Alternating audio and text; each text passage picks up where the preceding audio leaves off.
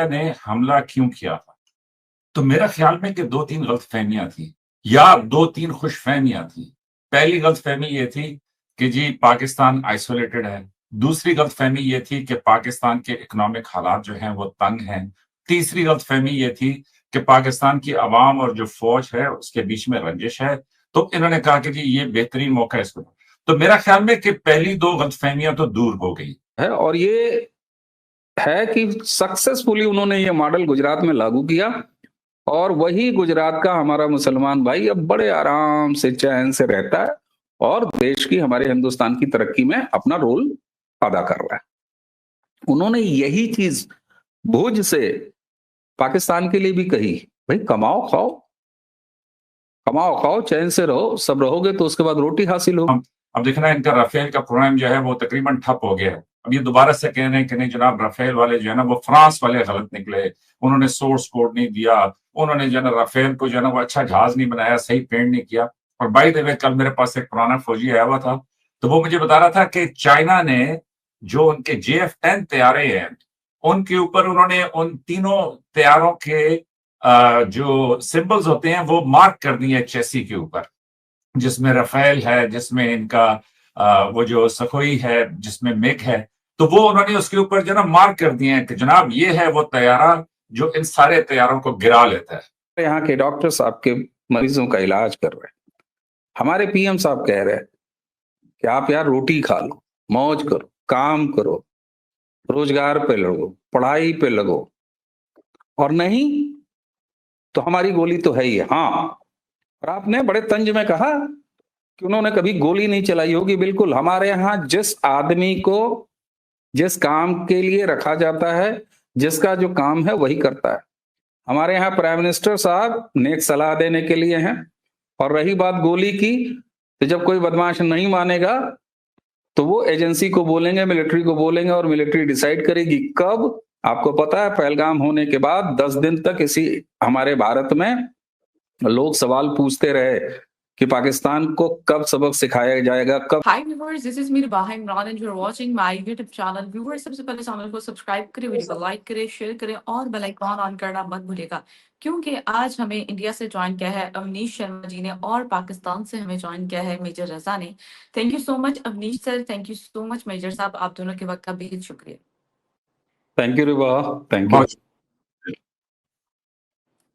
Sir आज हम जिस टॉपिक पे बात करने जा रहे हैं वो टॉपिक जो है वो प्राइम मिनिस्टर, इंडिया के प्राइम मिनिस्टर की स्पीच से रिलेटेड है, जिसमें वो पाकिस्तान को मुखातिब होकर, पाकिस्तान की आवाम से मुखातिब होकर कुछ उन्होंने बड़ी भारी भरकम स्टेटमेंट्स पास की हैं, जिसमें उन्होंने कहा कि पाकिस्तान जो है वो टेररिज्म से दूर रखने के लिए जो है पाकिस्तान की आवाम को आगे आना होगा। और गोली वर्सेस जो है वो रोटी, इस पर भी कुछ इस तरह भी उन्होंने कुछ बात की।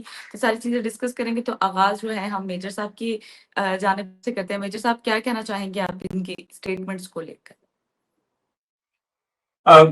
बहुत शुक्रिया रिबाहा। मेरे ख्याल में जो प्राइम मिनिस्टर मोदी की स्पीच थी वो उनके इंटरनल ऑडियंस के लिए थी, और मेरे ख्याल में वो उसी गलतफहमी पे बेस थी कि जो इंडिया को 22 अप्रैल के बाद थी, और वो गलतफहमी ये थी कि जनाब हम पाकिस्तान के ऊपर अटैक करेंगे और उसके बाद जो पाकिस्तान की आवाम है और जो पाकिस्तान की फौज है उनके बीच में थोड़ी रंजिश है, तो इस वजह से जो है वो फौज और अवाम में अलहदा हो जाएंगे और इस तरीके से हम पाकिस्तान की फौज को काबू कर लेंगे।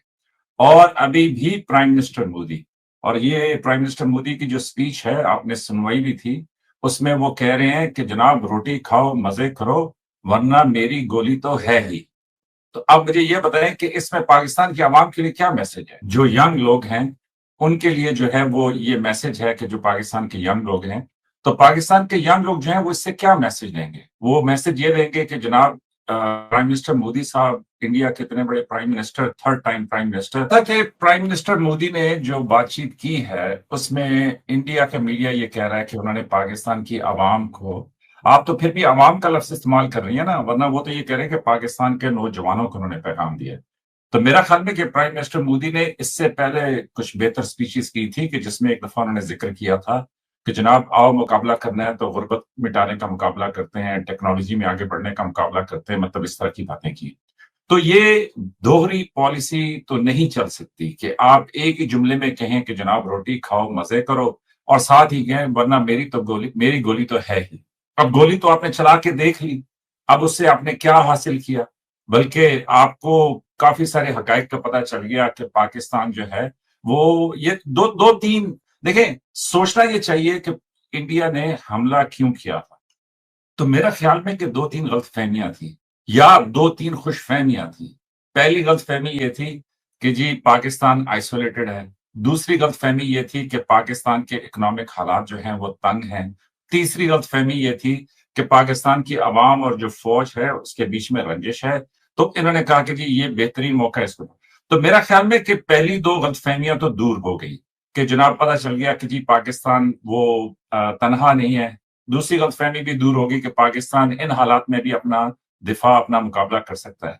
अब ये जो तीसरी गलतफहमी है कि जी पाकिस्तान के अवाम और फौज के बीच में रंजिश है, तो मेरे ख्याल में कि वो उसकी तरफ फोकस थे और उसी बेसिस के ऊपर उन्होंने ये तकरीर की कि जनाब आप जो, लेकिन मेरे ख्याल में कि इस तरह की तकारीर से कुछ हासिल नहीं होना। और मेरा नहीं ख्याल कि ये जो एटीट्यूड है इंडिया का, इस एटीट्यूड से पाकिस्तान और इंडिया के ताल्लुकात में कोई बेहतरी आ सकती है। जो हकीकत है वो ये है कि जनाब ये जो पानी का मसला है, पानी के मसले के ऊपर पाकिस्तान और इंडिया ने अभी जो पोजीशन ली है और पाकिस्तान जिस तरीके से उसको देख रहा है, पाकिस्तान उसको एक्ट ऑफ वॉर गर्दानता है। तो मेरे ख्याल में कि ये डिस्ट्रैक्शन है। वो फौज में कहते थे कि जी ये जो फॉल्स ऑपरेशन या मतलब जो है ना डिसेप्शन दो, तो डिसेप्शन के लिए क्या करते थे कि वो एक साइड से दुश्मन के ऊपर आप टैंक या कोई इस तरह के गुब्बारे भर के या जो भी तरीके फौज के होते थे, तो वो ताकि दुश्मन ये समझे कि इस तरफ हमला आ रहा है और हकीकत में आपने दूसरी तरफ से हमला करना होता था। तो मेरे ख्याल में कि प्राइम मिनिस्टर मोदी जो हैं वो ये डिस्ट्रैक्शन क्रिएट कर रहे हैं कि जी पाकिस्तान की आवाम जो है वो सोच ले। और दूसरा कि यस ऑफ कोर्स कि ये जो पीछे सब कुछ हुआ है उसके बीच में उनको गोली की बात करनी पड़ेगी। वो इसलिए करनी पड़ेगी कि उनके अपने अवाम, अब देखना इनका राफेल का प्रोग्राम जो है वो तकरीबन ठप हो गया है। अब ये दोबारा से कह रहे हैं कि नहीं जनाब राफेल वाले जो है ना वो फ्रांस वाले गलत निकले, उन्होंने सोर्स कोड नहीं दिया, उन्होंने जो है ना राफेल को जो है ना वो अच्छा जहाज नहीं बनाया, सही पेंट नहीं किया। और बाय द वे कल मेरे पास एक पुराना फौजी आया हुआ था, तो वो मुझे बता रहा था कि चाइना ने जो उनके JF-10 तैयारे हैं उनके ऊपर उन्होंने उन तीनों तैयारों के जो सिंबल्स होते हैं वो मार्क कर दिए चेसी के ऊपर, जिसमें राफेल है, जिसमें इनका वो जो सखोई है, जिसमें मिग है। तो वो उन्होंने उसके ऊपर जो ना मार्क कर दिए हैं कि जनाब ये है वो तैयारा जो इन सारे तैयारों को गिरा लेता है। तो देखे ना पाकिस्तान के पायलट्स ने क्या कमाल किया कि पूरी डिफेंस इंडस्ट्री ही ऊपर नीचे होगी। तो मेरा ख्याल में इंडिया जो है वो उसमें they are trying to find their space. इनके मिशन जा रहे हैं, वो अमेरिका में जाके अमेरिका को डांट रहे हैं, आजकल ये फ्रांस को डांट रहे हैं, मतलब इस तरह की सारी बातचीत कर रहे हैं। तो मुझे इस तकरीर में कोई ऐसी बात नहीं लगी। मे बी अगर मैंने कोई मिस की हो तो शर्मा साहब बता सकते हैं, लेकिन मेरे ख्याल में कि प्राइम मिनिस्टर मोदी जो है वो थर्ड टाइम प्राइम मिनिस्टर है इंडिया के।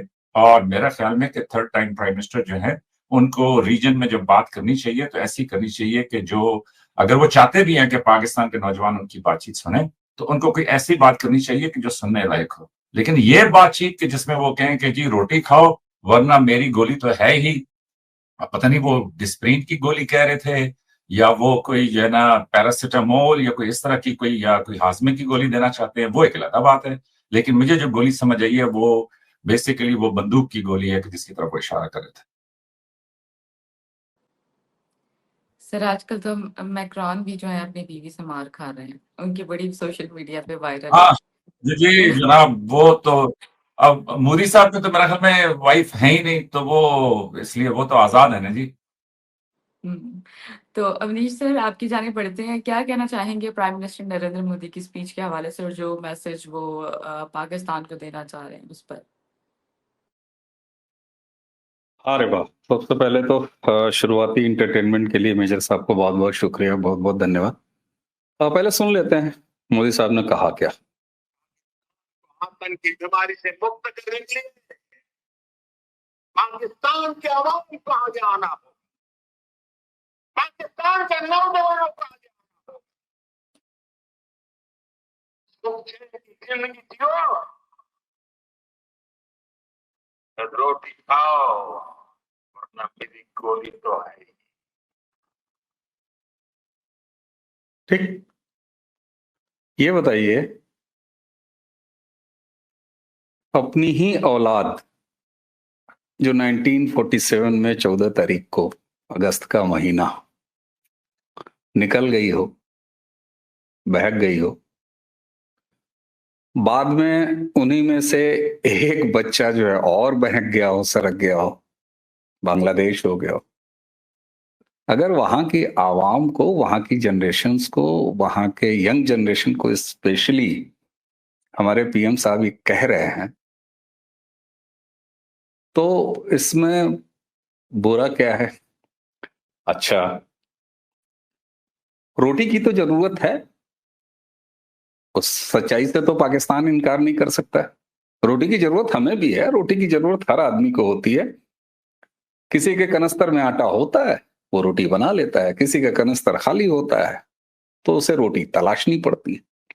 पाकिस्तान रोटी तलाशने की स्टेज में नहीं होना चाहिए, कम से कम रोटी तो नसीब होनी चाहिए सबको। लेकिन साहब, अब कलमे पर बना मुल्क है तो रोटी उसकी प्रायोरिटी नहीं है। चलिए, तो प्राइम मिनिस्टर ने रोटी वाली बात तो अच्छी लगनी चाहिए। दूसरा, उन्होंने कहा भाई रोटी खाओ, रोटी के अलावा अगर तुम गोली पर ध्यान दोगे तो फिर भाई मेरी गोली है ही है। और उन्होंने शुरुआत यही कहा कि टेररिज्म को कंट्रोल करो। तो आप मुझे ये बताइए कि हमारे इतने अच्छे पीएम साहब, और वो पाकिस्तान की आवाम को, वहां के यंग जनरेशन्स को अगर ये कह रहे हैं कि भैया कमाओ, खाओ, खूब खुश रहो, मस्त रहो, चौड़े से रहो, तो ठीक है, और नहीं बदमाशी करोगे तो फिर टांग तोड़ देंगे। ये तो हर बाप कहता है, ये तो हर अब्बा कहता है ना।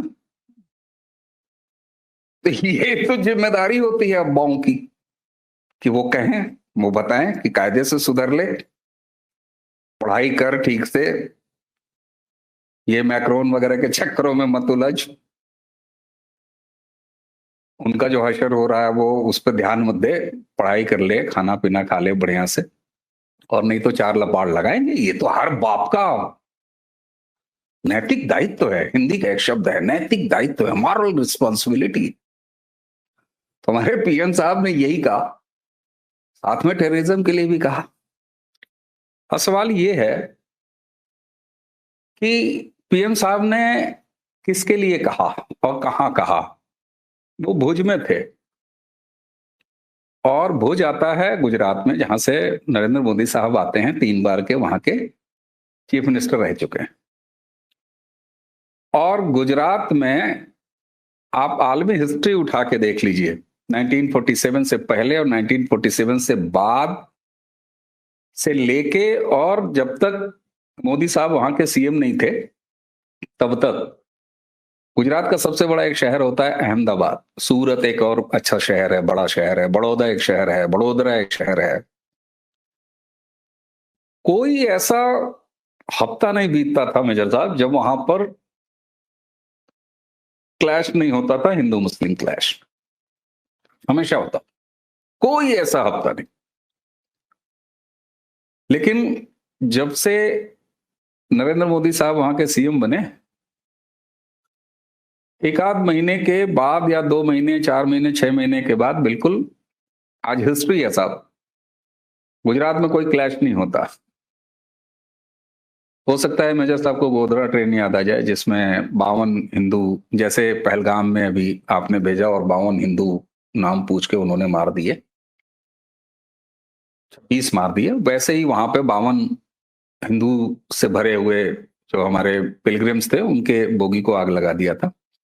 तो उसके बाद एक गोधरा हुआ था।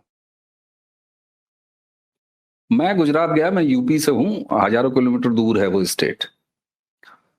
मैं गुजरात जब जब गया तो एक बार ऐसा हुआ कि मैं लगभग 1 महीने के लिए गुजरात था और बड़ा इन रूट मैं घूम रहा था।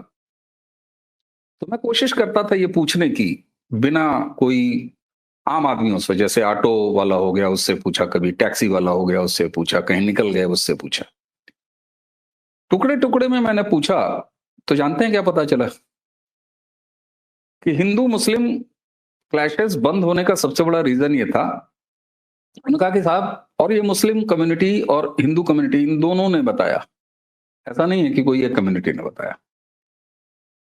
और ये जो मैं बात आपको बता रहा हूं, ये तो मुस्लिम कम्युनिटी के ही बंदे ने बताया, एक दो बंदे नहीं, कई बंदों ने बताया। उन्होंने कहा साहब हुआ क्या, होता क्या था कि यहाँ मुसलमानों के पास, चूंकि जो आपके यहाँ भाई मुसलमान तो मुसलमान, दुनिया का मुसलमान,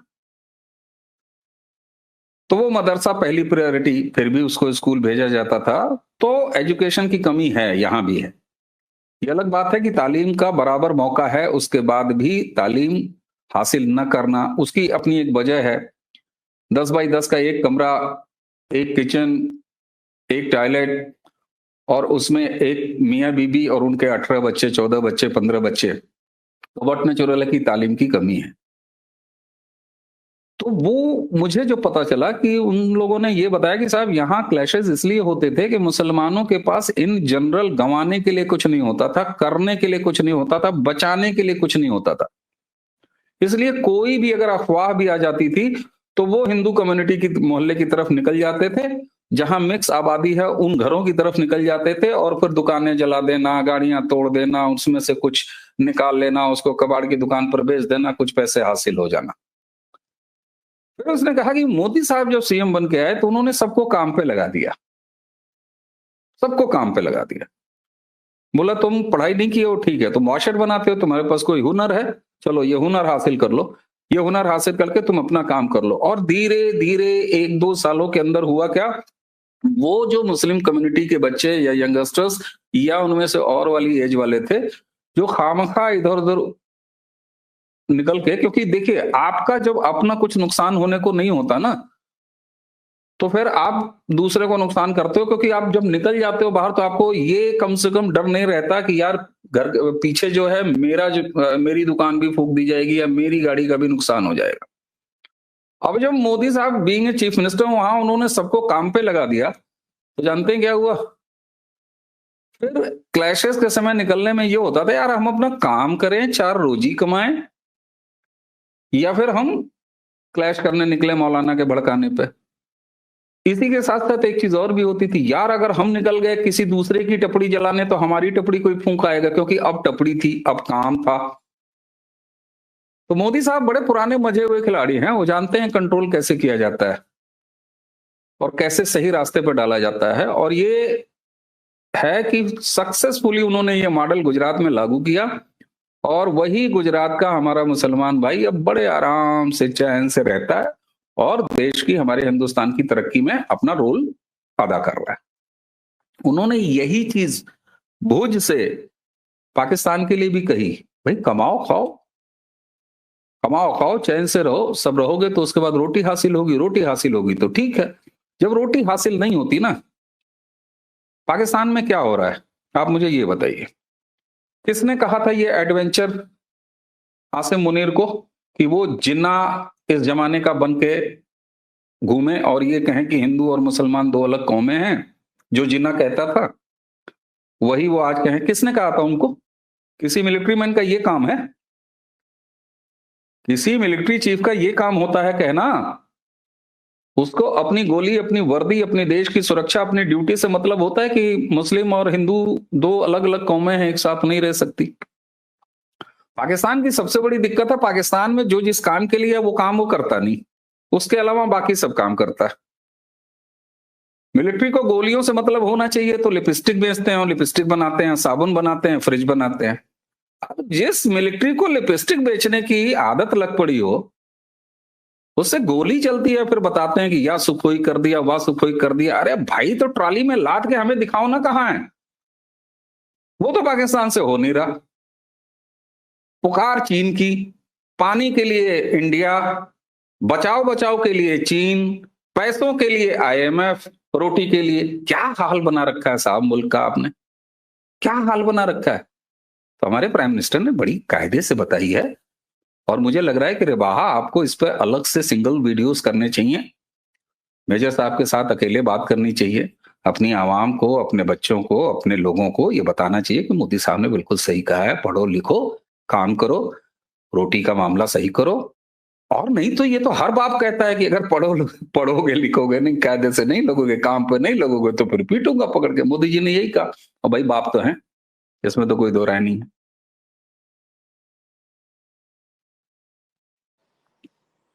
मेजर साहब, फ्यूचर में आप इंडिया पाकिस्तान के रिलेशन को कैसे देख रहे हैं?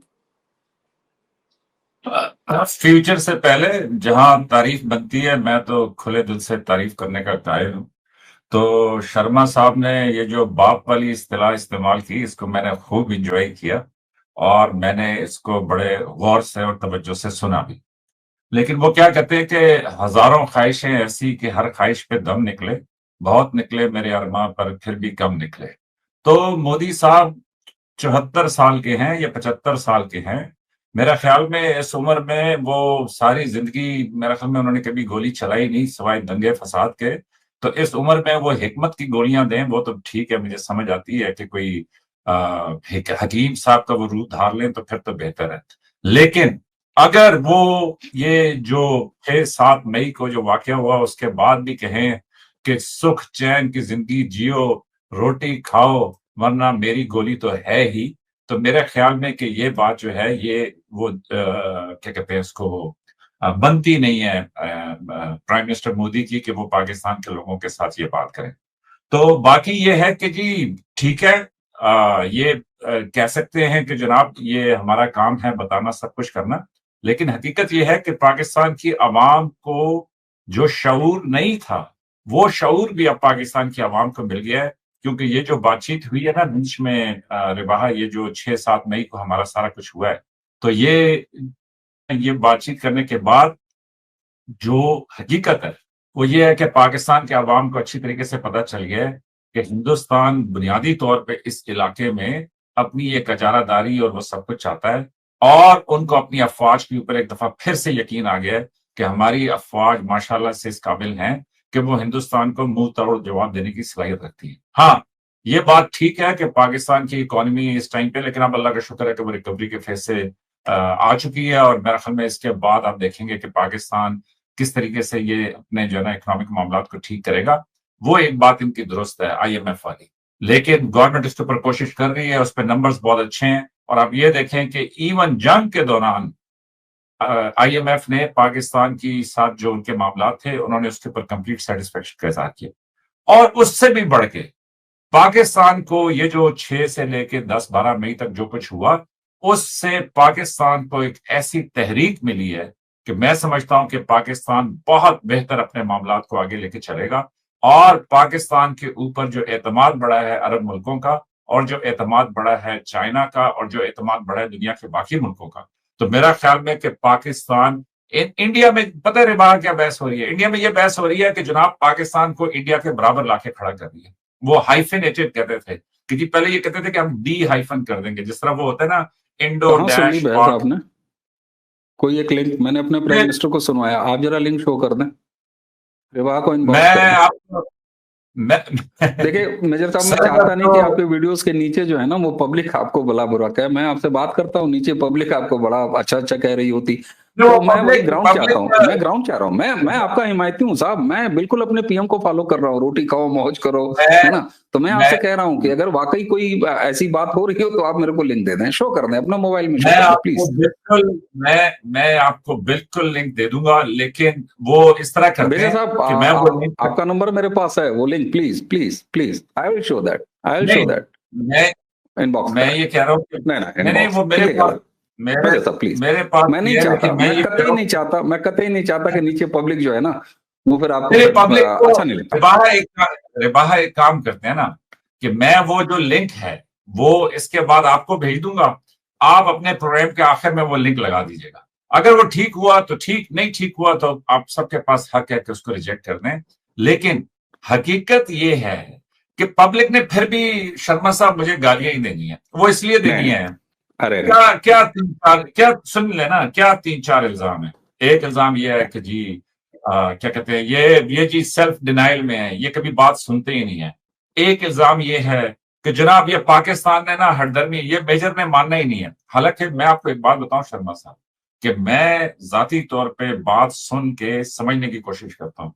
रिबाह ने मेरे साथ आपकी एक वीडियो शेयर की थी कि जिसमें कोई पाकिस्तानी थे कि जो अपनी फैमिली को लेके गए थे और उन्होंने अपने बच्चे का इंडिया से इलाज करवाया था, और मैंने वो सारी वीडियो देखी, और वो देखने के बाद मैं दोनों हाथों से सैल्यूट करता हूं उन तमाम लोगों को कि जो जिन्होंने उनको होटल में जगह दी, जिन्होंने उनकी, जो टैक्सी ड्राइवर उनको छोड़ने के लिए गया, इसी तरीके से वो डॉक्टर, उनका भी मेरा ख्याल में नाम शर्मा जिनका जिक्र हो रहा था मेजर साहब, वो डॉक्टर शर्मा जिनका जिक्र हो रहा था, तो डॉक्टर शर्मा जिनका जिक्र हो रहा था is from my family, that's why I said that. Great, मैं समझता हूं जी, अगर आपकी फैमिली में है तो सर मैं फौजी मनमोजी होते हुए उनको दोनों हाथों से सैल्यूट करता हूं। ऐसे ग्रेट लोग हैं कि जिनकी वजह से दुनिया कायम है, और मैं बिल्कुल उनके लिए दुआ भी करता हूं कि अल्लाह उनके हुनर में मजीद इजाफा करे और उनकी सारी फैमिली को ठीक रखे। और मेरे ख्याल में आप, मेरे लिए भी बड़ा प्राउड है कि आप उनकी फैमिली से हैं। तो देखिए, जो अच्छी बात है शर्मा साहब, मैं तो उसको खुले दिल से तस्लीम करता हूं। मैं नहीं समझता कि जी किसी को ऐसे ही अड़ी करनी चाहिए। हाँ, दूसरी तरफ प्राइम मिनिस्टर मोदी साहब का जो बयान है, मैं शदीद इख्तलाफ करता हूं उसके ऊपर, और मैं समझता हूं कि मैंने कई और प्रोग्राम्स में भी कहा था कि मेरे हिसाब से प्राइम मिनिस्टर मोदी साहब थर्ड टाइम के प्राइम मिनिस्टर हैं, और उनको चाहिए कि वो देखें ना, हिंदुस्तान, पाकिस्तान, बांग्लादेश, ये सब देखें। शर्मा साहब कह रहे हैं कि जी बाप ने ये, भाई ठीक है, अब वो सारी बातें दुरुस्त हैं। मैं नहीं कह सकता कि जी मैं कोई नाइजीरिया से यहाँ पे आया था, या मैं जो है ना कोई आसमान से जमीन पे उतरा था। इसी धरती के वासी हैं, इसी धरती के बेटे हैं, यहीं पे हमारे जो है ना बाप दादा, उनके परदादा सब कुछ रहे। उनमें से आपके कमेंट्स में लिखने वाले बहुत सारे लिखते हैं कि मेजर साहब वो रामलाल था आपके परदादा का परदादा। बिल्कुल होंगे जी रामलाल, और मुझे इस पे फख्र है कि जी अगर वो रामलाल है, मुझे इस पे कोई एतराज नहीं है। लेकिन अब जो सूरत हाल चल रही है उसमें मैं ये समझता हूं कि हिंदुस्तान जिस तरीके से आगे बढ़ रहा है, उसमें हिंदुस्तान मेरे ख्याल में बजाय इसके कि वो हमें कोई गोली दे, हिंदुस्तान को खुद एक गोला मिल जाएगा। और हिंदुस्तान का, मैं ये समझता हूं कि हिंदुस्तान के ऊपर बड़ा टफ टाइम आने वाला है। वो इसलिए कि हिंदुस्तान, देखे ना, रूस के जो वजीर खारजा हैं, उन्होंने भी हिंदुस्तान को मशवरा दिया कि जनाब ये जो मगरब की नई नई दोस्तियों में आप चल रहे हैं, जरा ध्यान रखें, ये डिवाइड एंड रूल वाला सारा काम है। आपके ऊपर खुद जो है ना अंग्रेज 200 साल 250 साल मतलब हम समेत हुक्मरानी करके गए हैं, और हमने सब देखा है कि यहाँ पे कितने लोग उन्होंने मारे, कितने कहत का शिकार हुए। और बाहर वो जरा तारीख पढ़े कि कितने लोग यहाँ पे मर रहे थे, और फिर भी वो यहाँ से अनाज जो है वो बाहर भेज रहे थे। तो यहाँ पे बेकसूर इनोसेंट लोग जो हैं वो कहत का शिकार हो गए। लेकिन बरतानी साम्राज्य इतना जालिम था कि वो फिर भी यहाँ से अनाज जो है वो बाहर लेके गया। उन्होंने कोई टैक्स में कमी नहीं की, लोग यहाँ पे मारे गए। तो मेरे ख्याल में हिंदुस्तान पाकिस्तान का ताल्लुक आपस में जुड़ा हुआ है, और दोनों एक दूसरे से अलग नहीं रह सकते। मोदी साहब जो हैं वो 74-75 साल के हो गए हैं।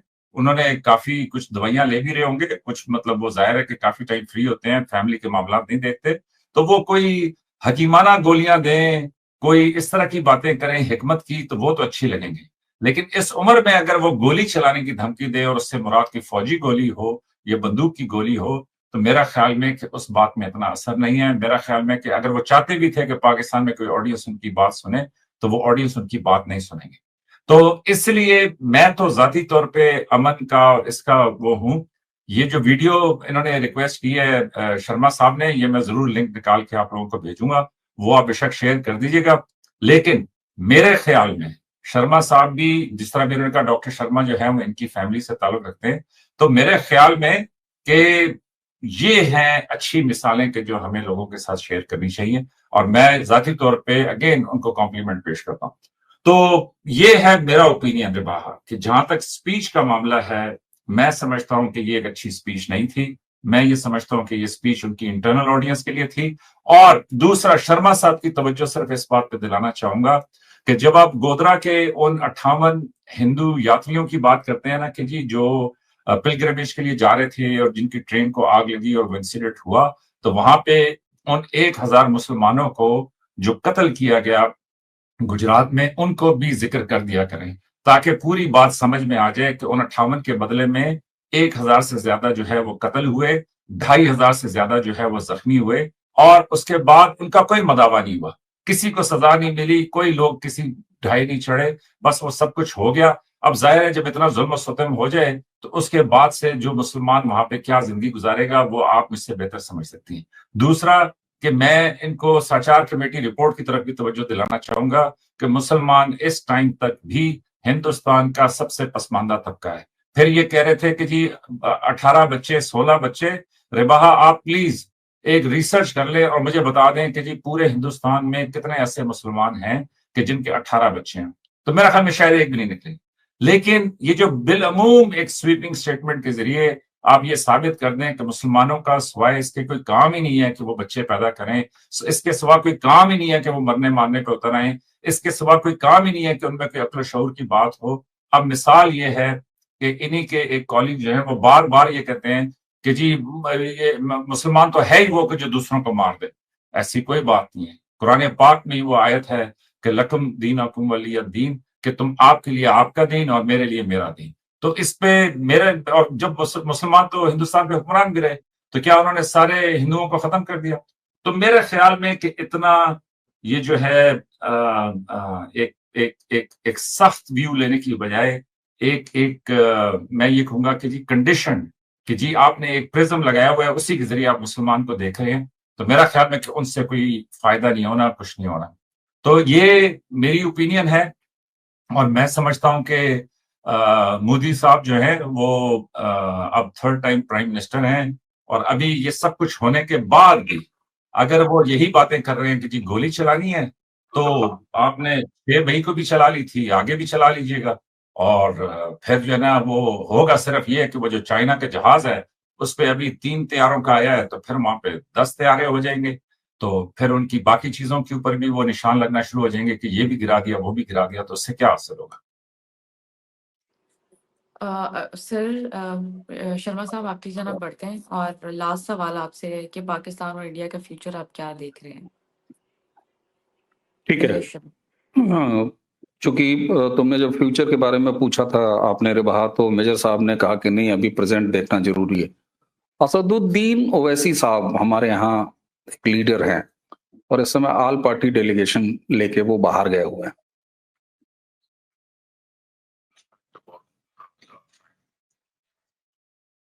Yesterday, the Pakistani army chief gifted a photo to the Pakistani Prime Minister Shehbaz Sharif.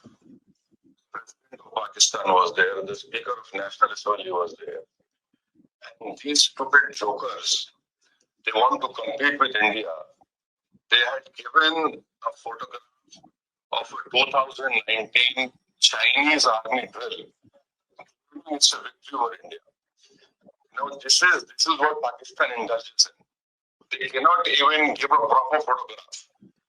तो हम बचपने में स्कूल में सुनते थे कि अक्सर स्कूल में क्या होता था कि हम अच्छे पढ़ने वाले बच्चे के बाजू पे बैठता था, तो नकल करने के लिए अकल भी चाहिए, अकल भी नहीं है।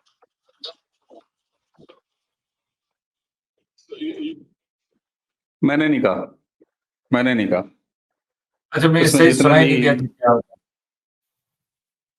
सुनाई नहीं दिया? हमें सही सुनाई नहीं दिया। वो कह रहे कोई फोटोग्राफ दी थी या कोई इस तरह का कुछ हुआ था? अरे मैं रिपीट कर दूं? बस आप समझा रहे हैं, बताइए। हाँ, मैं समझा देता हूँ।